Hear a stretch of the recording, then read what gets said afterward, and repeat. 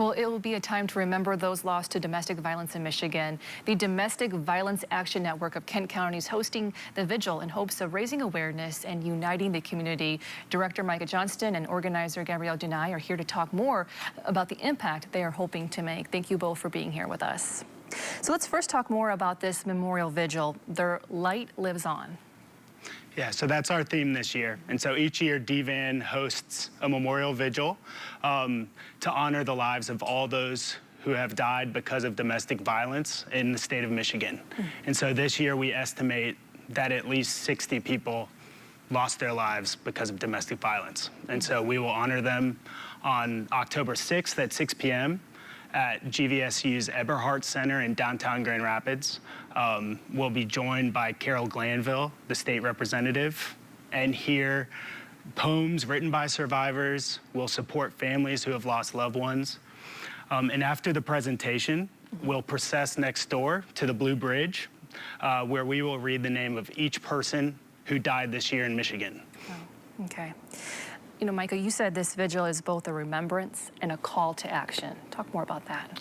Sure. I mean, I am relatively new to this work, and I've been inspired by people like Gabby, inspired by lots of colleagues at organizations all over the county.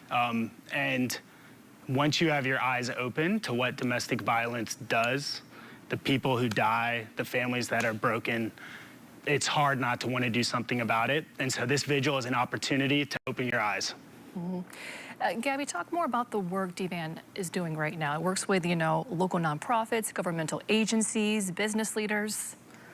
Or maybe that's a Micah question. Like sorry. Okay, sorry about that, Gabby. That's okay. So we're a collective of local partners.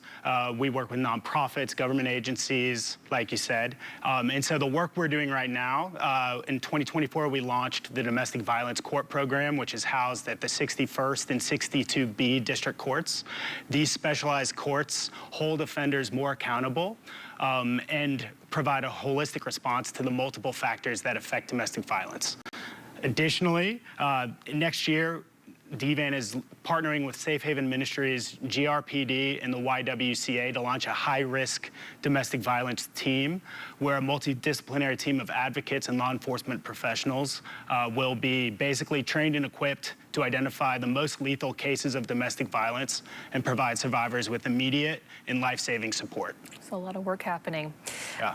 Gabby, talk more about this vigil and the importance of having it, why it's so important to have it in our community. Sure, of course. As we all know, domestic violence is something that heavily impacts the state of Michigan. 1 in 4 women nationwide and 1 in 7 men are impacted. These are our neighbors, our coworkers, members of our faith community, along with many individuals, even in our friends and family, that we might not know are impacted by domestic violence, and to be able to have a space where we can not only remember those whose lives are lost, but be able to empower survivors and to educate the community on impacts of domestic violence. It's important to have that space. How did you get involved with DVAN? I'm actually a survivor of both domestic violence and gun violence. And I know what happens when you don't have those supports in place.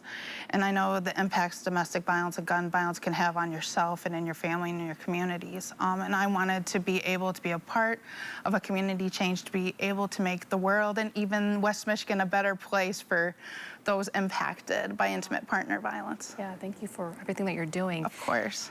Anything that you see at these vigils that are happening, the healing perhaps, people uniting, that's the goal? I'll let you answer that. Well, what I do see is a lot of people don't realize how close these incidents happen close to home or even in the state in general. As Micah mentioned earlier, right now, we have seen at least 60 documented cases of homicides due to domestic violence, and those are just documented. There could be even much more documented or undocumented cases, or cases currently going through litigation due to domestic violence. But to be able to not only have a space where we're honoring those lives lost, but to be educating our community on what is domestic violence or what could be constituted, we're in a position we're able to do that. Okay. Micah, Gabby, last thing real quickly. Sure. When and where is the vigil? So, May I? Yeah. Okay, it's Monday, October 6th at the Eberhardt Center. We'll start there, and then we'll have a presentation, and then we'll walk on over to the Blue Bridge, which is right next to the Eberhard Center. From there, we'll present an art memorial presentation for the vigil, and if you're not able to attend the event on Monday, you can still honor those lives lost through the week of the 6th to the 10th at the Blue Bridge. But if you want to learn more about how you can prevent domestic violence or the services available here in Kent County, you can go, I believe, what is it, StopKentViolence.org. Or you can go over to our website, which is Kent County DVAN, our Facebook page, which is Kent County DVAN as well. Micah, Gabby, thank you so much for coming on. you. Appreciate it. Thank you, Amber.